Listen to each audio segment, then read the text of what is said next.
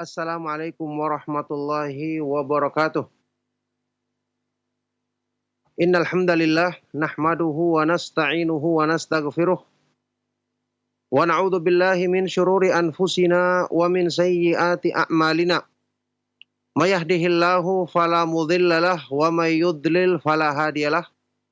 Wa asyhadu an la ilaha illallah wahdahu la syarikalah wa asyhadu anna Muhammadan abduhu wa rasuluh.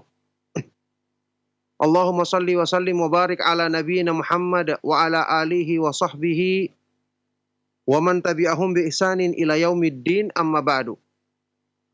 Alhamdulillah, ma'asyiral muslimin, ma'asyiral ikhwa wal akhwat fid din rahimakumullah, kaum muslimin, para pemerhati Roja TV dan Radio Roja dimanapun antum berada, juga para pendengar setia Radio Roja Kendari di frekuensi 95.1 FM rahimakumullah. Alhamdulillah, kita bersyukur kepada Allah Subhanahu wa taala atas semua limpahan nikmat dan karunia-Nya. Di pagi hari ini kita dipertemukan kembali ya di dalam suasana bulan Ramadan.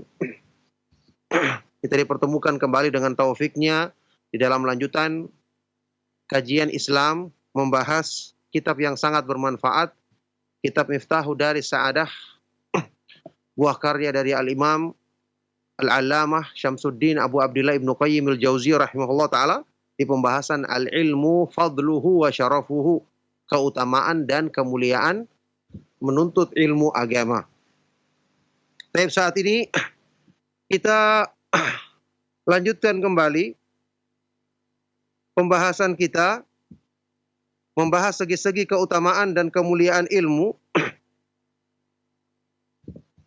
Segi-segi keutamaan dan kemuliaan ilmu. Saat ini kita sudah sampai di segi Ats-Tsani wat Tis'un. Ya, yang ke-92.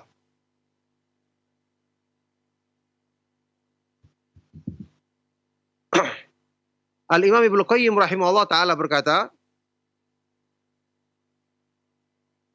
ini tentang penjelasan tentang tingkatan-tingkatan para penuntut ilmu. Ibnu Qayyim rahimahullah ta'ala di sini membawakan sebuah riwayat, marwahu Yunus ibnu Abdil A'la an ibni Abi Fudaik qala haddatsani Amr ibnu Katsir an Abil Ala anil Hasan an Rasulillah sallallahu alaihi wasallam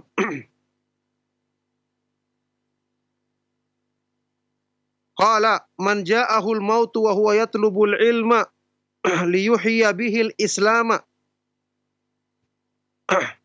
fa bainahu wa bainal anbiya'i fil jannati darajatun nubuwah.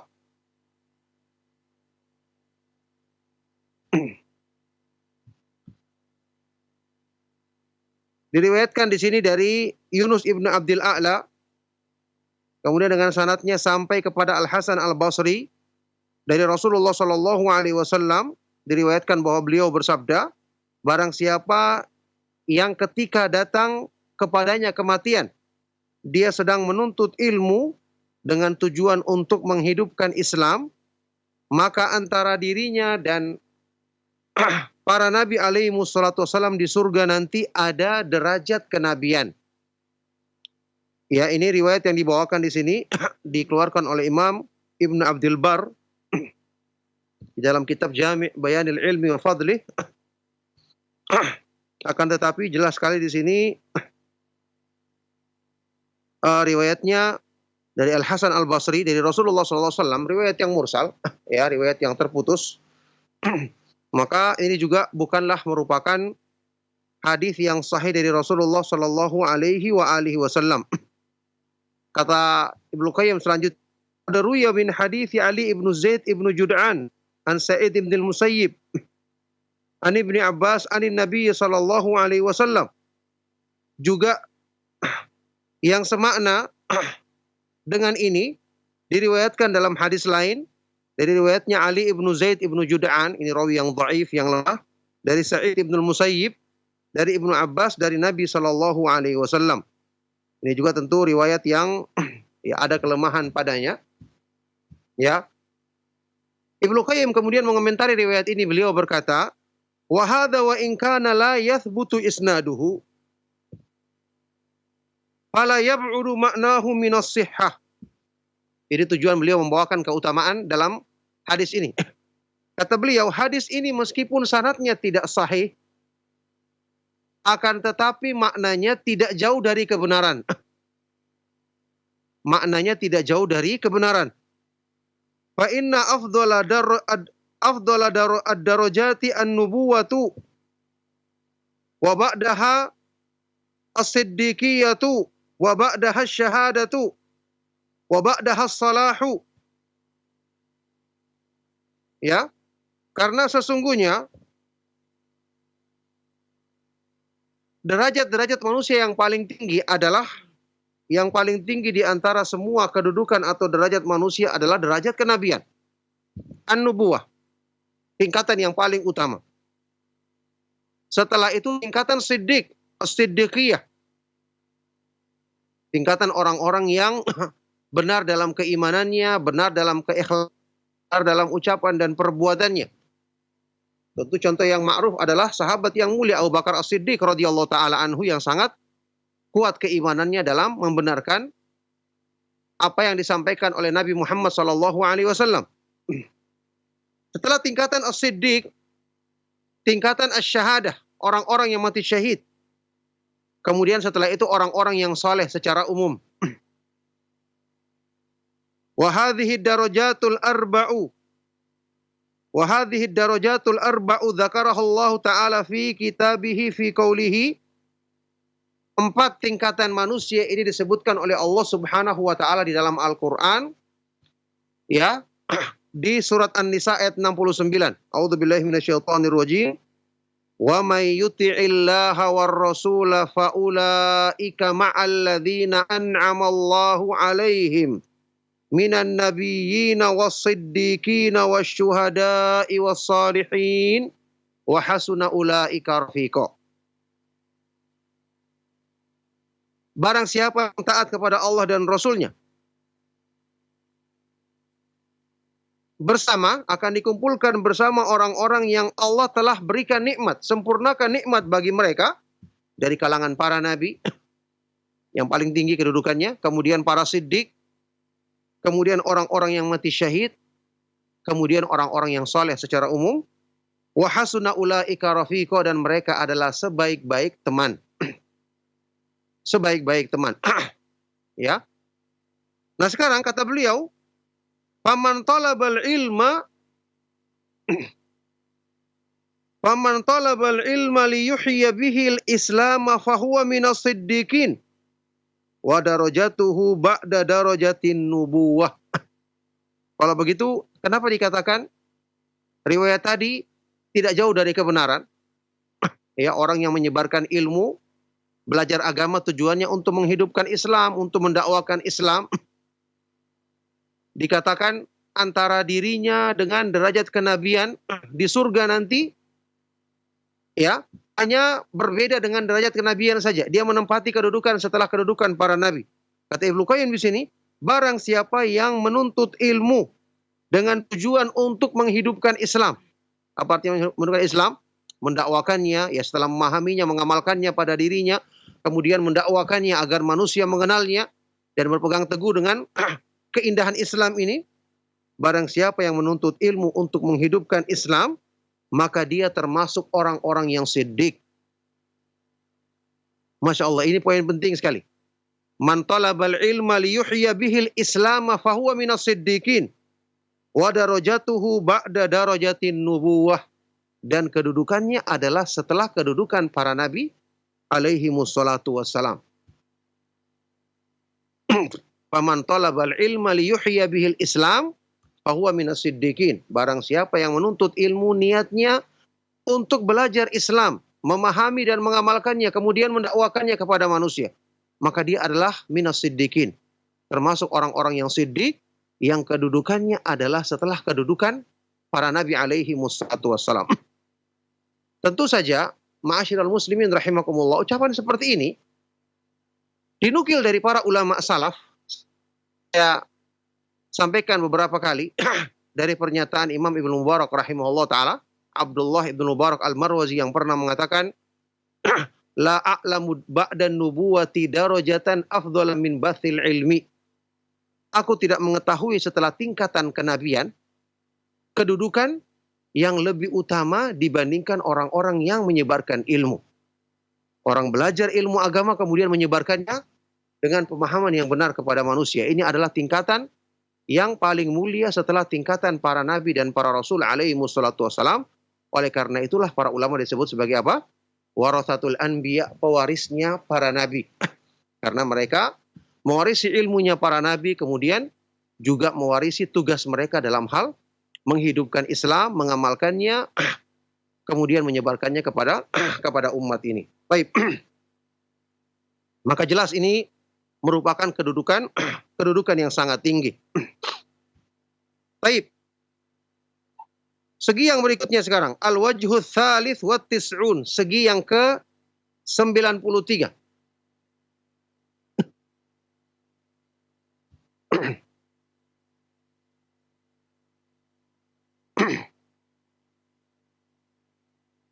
Tentang keutamaan ilmu di segi ini, Ibnu Qayyim rahimahullah taala membawakan di sini qala Al-Hasan fi qoulihi ta'ala, pernyataan dari Imam Al-Hasan Al-Basri, imam besar dari kalangan tabi'in yang terkenal, Al-Hasan Ibnu Abil Hasan, Al-Hasan Ibnu Yasar Al-Basri rahimahullah taala, ketika beliau mengomentari firman Allah Subhanahu wa taala di surat Al-Baqarah ayat 201.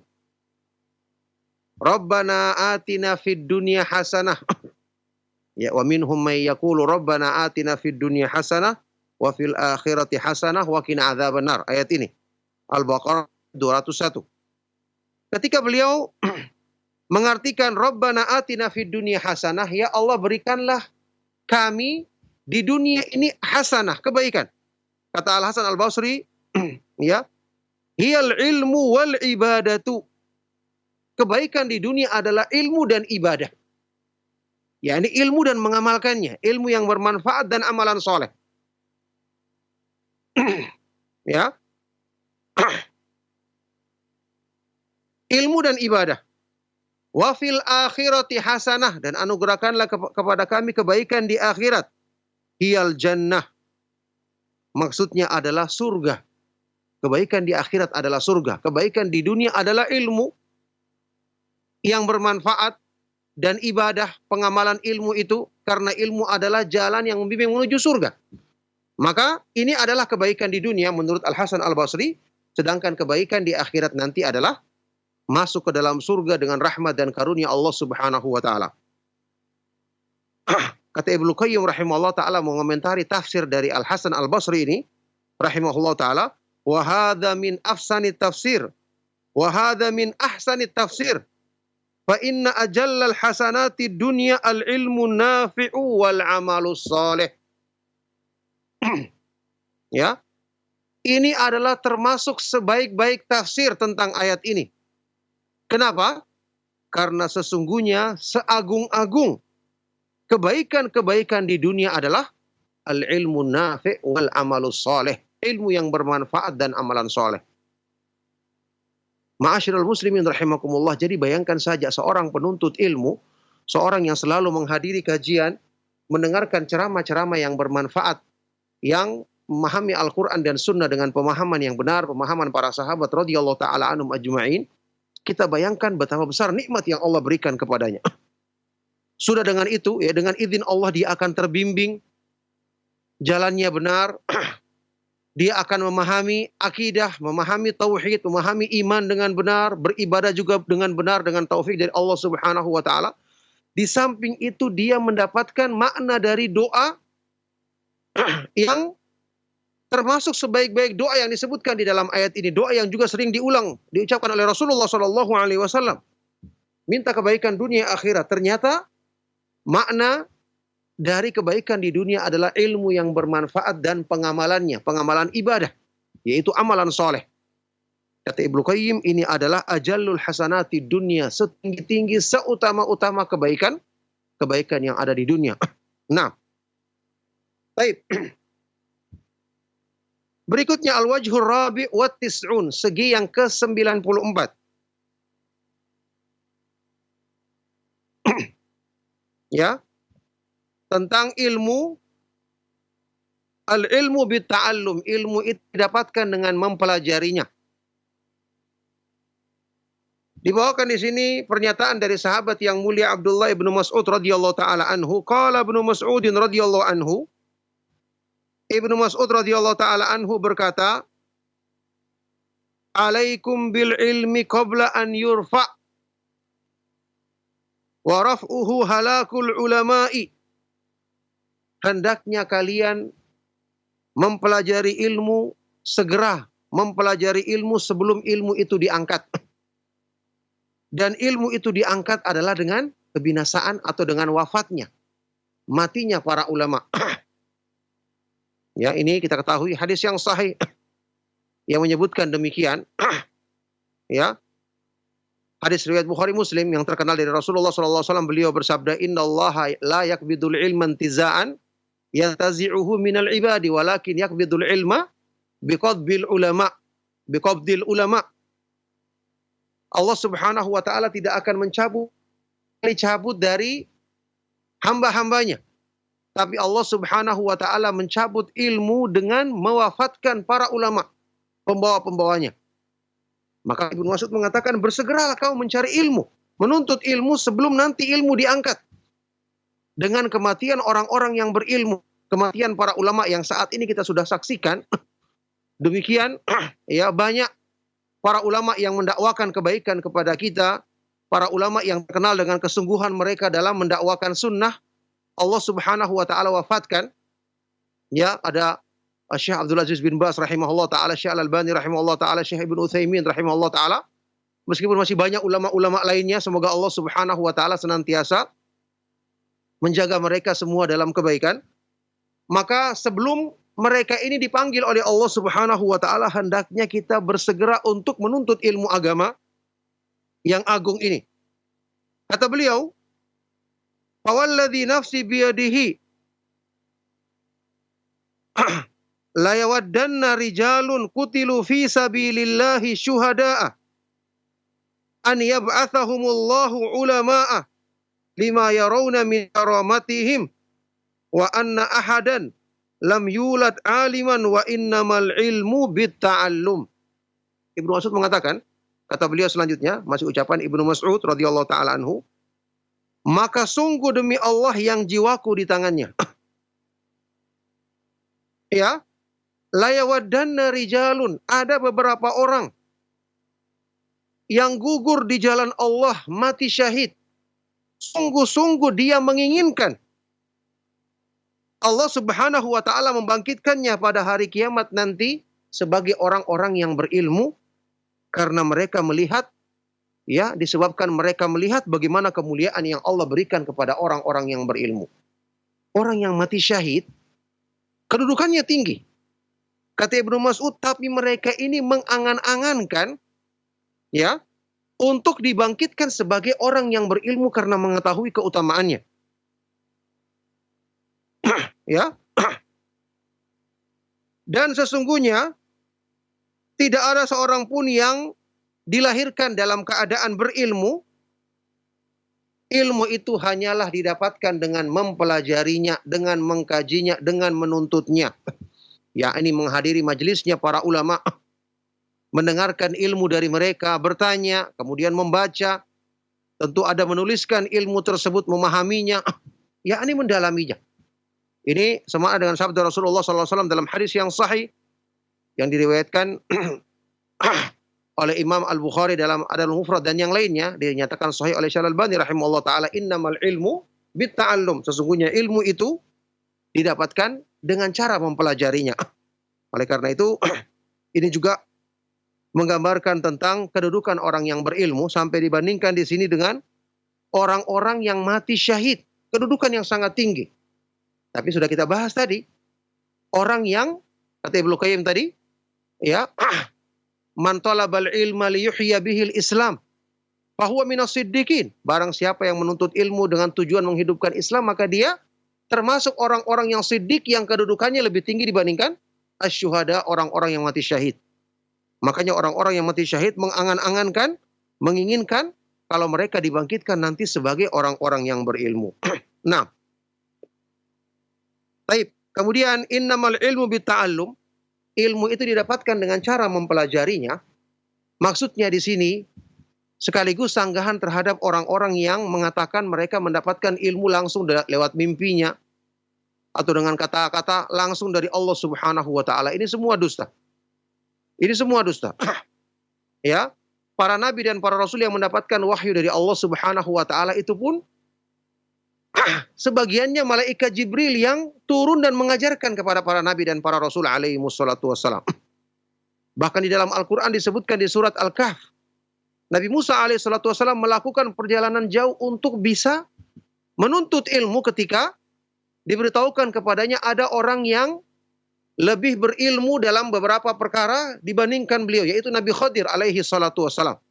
Maka Nabi Musa alaihi salatu wassalam melakukan perjalanan jauh dalam rangka menuntut ilmu yang kemudian ini menjadi sunnah bagi para ulama, ya, para ulama ahlu sunnah wal jamaah, dengan apa yang mereka selalu lakukan, yaitu ar-rihlah fi talabil ilmi, melakukan perjalanan jauh dalam rangka menuntut ilmu agama.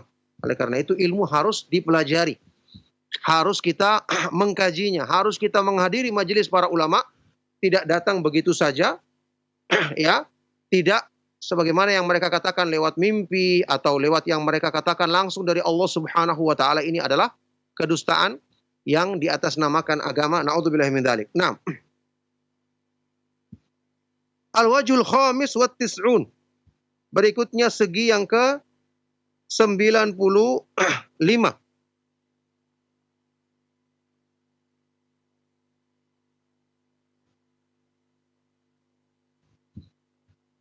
Qala Ibnu Abbas wa Abu Hurairah. Sahabat yang mulia Abdullah ibnu Abbas dan Abu Hurairah radhiyallahu taala anhum berkata, wa ba'dahuma Ahmad ibnu Hanbal. Setelah itu juga ucapan ini diucapkan oleh Imam Ahmad bin Hanbal rahimahullah taala. Tadzakurul ilmi ba'da lailatin ahabbu ilaina min ihya'iha. Tadzakurul ilmi, mengulangi pelajaran ilmu di sebagian malam lebih kami sukai daripada menghidupkan malam itu dengan ibadah yang lain. Ya, tentu keutamaan salat malam sangat besar. Tapi sudah kita bahas kemarin pernyataan dari para ulama Ahlus Sunnah wal Jamaah Imam Syafi'i yang mengatakan ya, laisa syai'un ba'dal faraidi afdhala min talabil ilmi, tidak ada satupun setelah amal-amal yang diwajibkan dalam Islam yang lebih utama dibandingkan amalan menuntut ilmu. Maka ini pernyataan dari dua sahabat yang mulia, Abdullah ibn Abbas dan Abu Hurairah radhiyallahu taala anhum, juga dari Imam Ahmad bin Hanbal rahimahullah taala yang mengatakan tadzakurul ilmi ba'da lailatin, mempelajari ilmu, mengulangi pelajaran ilmu di sebagian malam lebih kami sukai daripada menghidupkan malam itu dengan beribadah. Tentu saja ini bukan berarti meremehkan ibadah. Mereka adalah orang-orang yang selalu sholat malam. Imam Ahmad bin Hanbal rahimahullah ta'ala yang bahkan mengingkari ketika melihat seorang penuntut ilmu tidak melaksanakan sholat di malam hari.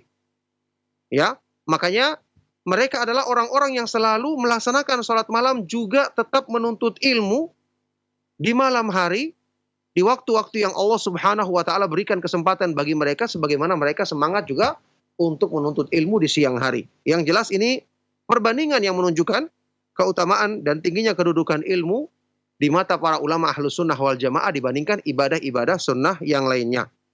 Nah,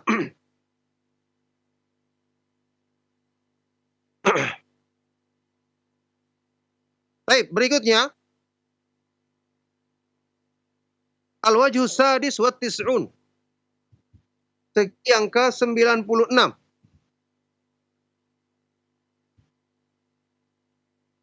Dibawakan di sini pernyataan dari Umar ibn al-Khattab radhiyallahu taala anhu. Qala Umar radhiyallahu anhu. Umar ibn al-Khattab radhiyallahu taala anhu berkata, "Ayyuhan nasu 'alaikum bil ilmi, fa inna lillahi subhanahu ridaan yuhibbuhu, faman talaba baban minal ilmi radda'ahu Allahu biridaihi, fa in adnaba ista'tabahu li'alla yaslubahu rida'ahu dzalika hatta yamuta bihi.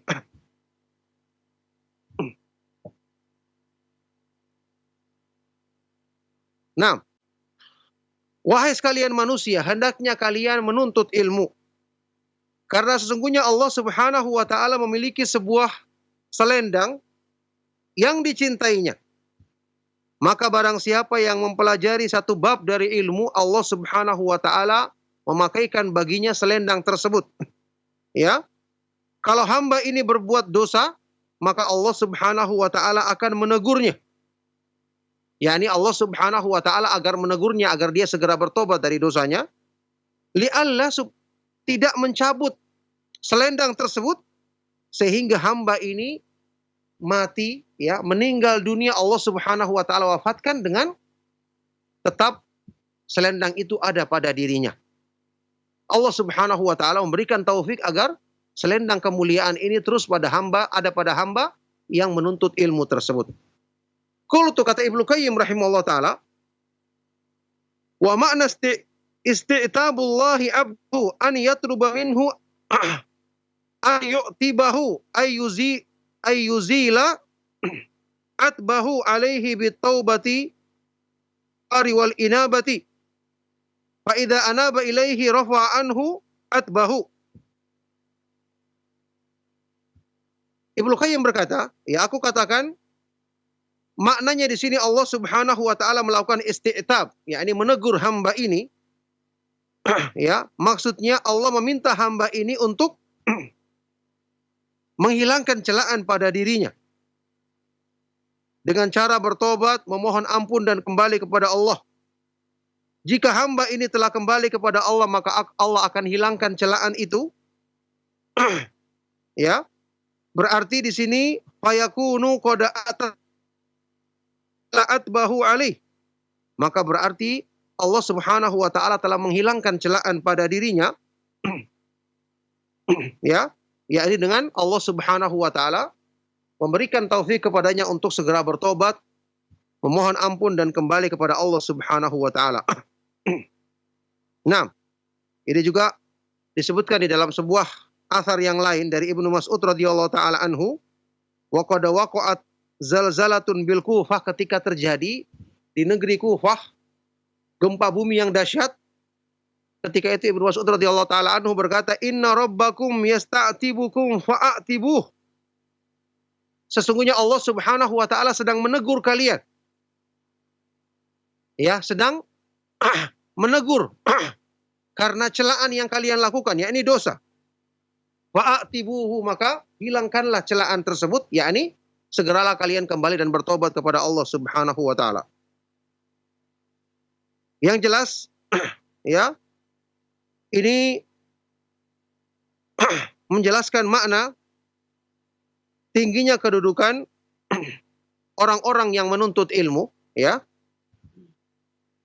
Allah Subhanahu wa taala senantiasa memberikan kemuliaan kepadanya dan Allah Subhanahu wa taala memudahkan bagi hamba ini untuk tetap mempertahankan kemuliaan tersebut pada dirinya. Kalaupun dia berbuat dosa, Allah Subhanahu wa taala akan memberikan teguran kepadanya sehingga hamba ini akan segera bertobat dan kembali kepada Allah Subhanahu wa taala. Kemudian Ibnu Qayyim di sini rahimahullah taala menjelaskan tentang makna al-isti'tab yang disebutkan di dalam beberapa ayat Al-Qur'an sebagaimana yang tadi kesimpulannya beliau jelaskan. Alhamdulillah, ini juga segi yang ke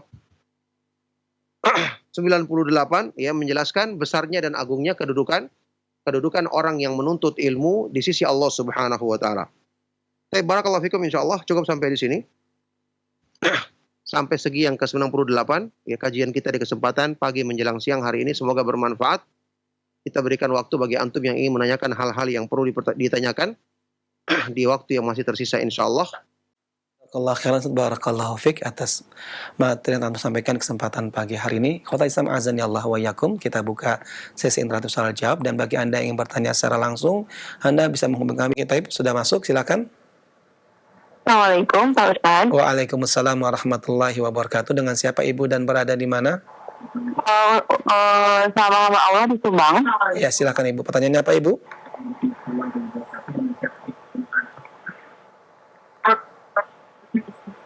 Silakan Ibu. Ini pertanyaannya boleh di luar tema nggak? Iya, silakan Ibu. Begini, saat ini kan saya lagi dihinggapi was-was. Pertanyaannya boleh di luar tema nggak? Iya, silakan. Ya, terus Ibu mohon maaf cukup fokus dengan telepon saja Bu. Jadi televisinya dimatikan saja biar Ibu tidak bingung. TV-nya boleh dimatikan. Ya, Ibu tidak bingung karena soalnya. Saat ini kan saya sedang dihinggapi was-was, terutama tentang tauhid. Nah, sering ada kayak bisikan atau lintasan kayak murtad, kayak kata-kata kekufuran atau ria gitu, Ustaz. Nah, kalau misalkan terus apa yang harus saya lakukan? Apakah saya harus bersyahadat terus setiap lintasan itu muncul?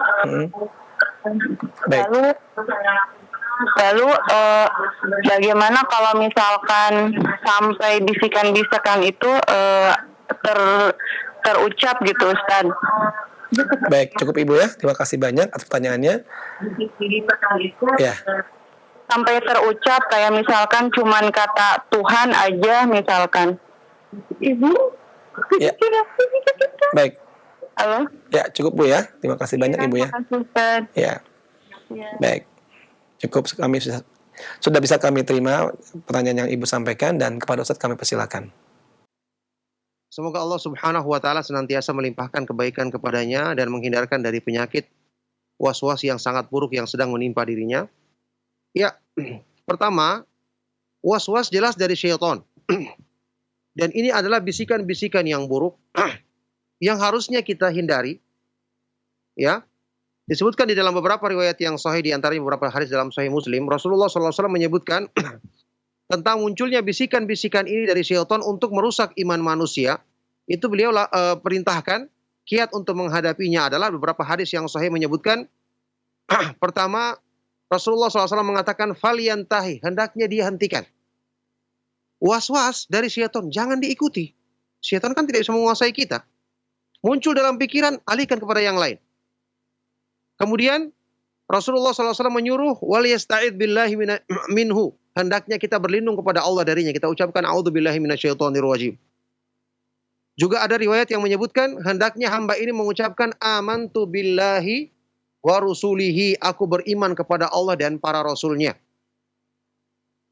Yang jelas di sini kita tahu asalnya syaitan tidak bisa menguasai kita kalau kita tetap berpegang teguh dengan iman dan bertawakal kepada Allah.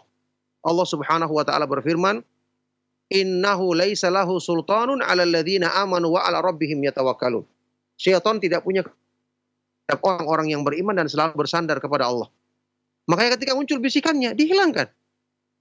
Kita yang dengan izin Allah kita bisa menguasai pikiran kita sendiri. Buktinya kalau kita sedang menghadapi masalah, kalau kita sedang larut dalam masalah tersebut, ya kita akan semakin pusing, semakin sumpek, semakin galau. Tapi kalau kita alihkan pikiran kita kepada hal-hal yang lain, apalagi kita baca Al-Quran, kita berdoa kepada Allah, maka insya Allah akan hilang. Berganti dengan ketenangan. Oleh karena itu ketika muncul bisikan syaitan tadi, segera dihentikan, alihkan kepada hal-hal yang lain. Misalnya dengarkan kajian yang bermanfaat atau baca Al-Quran atau hal-hal yang lain yang menghilangkan bisikan-bisikan tadi, dan setelah itu ucapkan a'udzubillahi minasyaitonir rajim, dan ucapkan juga tadi amantu billahi wa rusulihi, aku beriman kepada Allah dan para rasulnya alaihi wassalatu wassalam. Itu yang dianjurkan di dalam sunnah Rasulullah SAW. Kalau kita praktekkan dengan sungguh-sungguh, insya Allah Allah Subhanahu wa taala akan menghilangkan bisikan-bisikan syaitan tersebut. Nah, Ustaz, jazakallah khairan, barakallahu fiik atas jawaban yang antum sampaikan Ustaz. Ikhwata Islam azani Allah wa iyyakum. Kita angkat kembali pertanyaan berikutnya. Ya, silakan. Assalamualaikum warahmatullahi wabarakatuh. Waalaikumsalam warahmatullahi wabarakatuh. Dengan siapa Ibu dan berada di mana? Dari Ummu Sabila di Pekanbaru. Silakan Ummu Sabila. Assalamualaikum warahmatullahi wabarakatuh, Ustaz. Barakallahu fiik. Ini saya ada pernah mendengar tentang mati syahid. Mati syahid itu kata terbagi 3. Syahid dunia dan akhirat. 1. Yang kedua, syahid dunia namun tidak syahid di akhirat. Yang ketiga, syahid di akhirat namun tidak syahid di dunia. Ini gimana penjelasannya, Ustaz? Ya. Boleh 2, Ustaz? Silakan Ibu, satu lagi apa? Yang kedua, tentang zakat. Saya kan udah tua. Udah nggak ada penghasil lagi, udah 86 tahun. Tapi beliau punya uang di atas nisab. Di atas nisab dan dah haul juga. Maka beliau masih wajib mengeluarkan zakat. Ya. Malnya. Baik. Terima kasih Bu. Ya. Afwan. Ya kalau khair. Wa jazakallahu khairan. Wa fiik barakallahu. Waalaikumsalam warahmatullahi wabarakatuh. Dan kepada Ustaz kami persilakan menjawab. Silakan Ustaz. Iya, barakallahu fikum. Saya jawab dulu pertanyaan yang kedua ya. Pertanyaan yang kedua tadi ya, karena seperti penjelasan beliau ya dari Ibu di Pekanbaru, Allah Subhanahu wa taala senantiasa melimpahkan rahmat dan kebaikannya kepada beliau dan kepada kita semua juga. Pertanyaan yang kedua tadi, karena sampai nisab dan sudah sampai haulnya, maka dia wajib untuk mengeluarkan zakat tersebut meskipun dia sudah usia tua, dia bisa mewakilkan kepada anaknya atau siapa yang kemudian menyerahkan zakat harta tersebut kepada orang yang berhak untuk menerimanya. Baik, masalah pembagian yang pertama tadi, pembagian mati syahid tadi, ya, karena memang Rasulullah Shallallahu Alaihi Wasallam menyebutkan ada amalan-amalan yang disebutkan di dalam hadis yang sahih bahwa itu bernilai syahadah, meskipun ya bernilai mati syahid, kedudukan seperti mati syahid meskipun dia meninggalnya bukan berperang di jalan Allah Subhanahu wa taala. Jelas kalau orang yang berperang di jalan Allah Subhanahu wa taala dengan niat ikhlas, ini mati syahid di dunia dan di akhirat. Ada juga orang yang berperang di jalan Allah Subhanahu wa taala tapi tidak ikhlas niatnya. Niatnya adalah untuk dipuji atau karena urusan dunia yang lainnya. Mungkin di mata manusia dia dinilai syahid. Syahid di dunia, tapi di sisi Allah Subhanahu wa taala yang Maha mengetahui niat manusia, maka dia bukanlah orang yang mati syahid. Ya. Ada juga amalan-amalan yang Rasulullah SAW sebutkan kedudukannya seperti orang yang mati syahid. Contoh seperti orang yang mati karena wabah. Ya, sebagian ulama mengatakan termasuk orang yang mati dalam keadaan dia bersabar dengan COVID-19 ini, karena ini termasuk wabah. Atau orang yang meninggal dunia, seorang ibu yang meninggal dunia karena janinnya atau ketika melahirkan, tentu karena ketika dia ikhlas, ketika dia bersabar menghadapinya, ini kedudukannya seperti orang yang mati syahid, meskipun di dunia dia bukan orang yang mati di medan pertempuran di jalan Allah Subhanahu wa taala, tapi kedudukannya di akhirat nanti di hadapan Allah Subhanahu wa taala seperti orang yang mati syahid. Nah, barakallahu fikum. Ustaz Taufik barakallah, jazakallah khairan atas jawaban yang disampaikan Ustaz. Kota Islam azani Allah wa iyyakum. Kita angkat kembali pertanyaan berikutnya. Satu pertanyaan terakhir di kesempatan pagi hari ini. Silakan. Assalamualaikum Ustaz. Waalaikumsalam warahmatullahi wabarakatuh. Dengan siapa Ibu dan berada di mana? Dengan Ummu Azim di Tanjung Enim Palembang Ustaz. Ya, Mu'adzim. Silakan Mu'adzim. Ya, Ustaz, mau nanya, ini definisi atau kriterianya orang menuntut ilmu itu yang bagaimana ya, Tad? Ana udah umur 60 tahun ini, Tad. Nah. Tapi Ana rajin mengikuti kajian setiap subuh. Kadang-kadang yang mingguan, ada kajian mingguan. Terus baca-baca buku-buku sunnah, dan sampai sekarang Ana masih belajar membaca Al-Quran lewat online, Tad. Apakah itu termasuk kategori menuntut ilmu, Tad? Nah. Tidak mesti mondok gitu menuntut ilmunya. Baik. Baik, terima kasih Ustaz. Sama-sama Ibu. Assalamualaikum warahmatullahi wabarakatuh. Waalaikumsalam warahmatullahi wabarakatuh. Masya Allah. Barakallahu fiik. Dan kalau Ustaz kami persilakan sana Ustaz. Barakallahu fiik, pertanyaan sangat baik sekali dari Ibu yang sangat semangat dalam pertanyaannya. Ibu yang di Palembang, semoga Allah Subhanahu wa taala senantiasa melimpahkan rahmat dan kebaikan kepada beliau dan keluarganya, juga kepada kita semua. Maka insya Allah apa yang Ibu lakukan ini termasuk bagian dari menuntut ilmu. Ya, semoga mendapatkan balasan keutamaan yang sempurna di sisi Allah Subhanahu wa taala. Tentu saja menuntut ilmu itu bertingkat-tingkat. Ya. Asalnya kita menuntut ilmu itu ya kita belajar dengan pemahaman yang benar Al-Qur'an dan Sunnah dan pemahaman salaf dari ustadz kita hadir langsung di mungkin di masjid atau di halaqah-halaqah pengajian yang ada di sekitar rumah kita.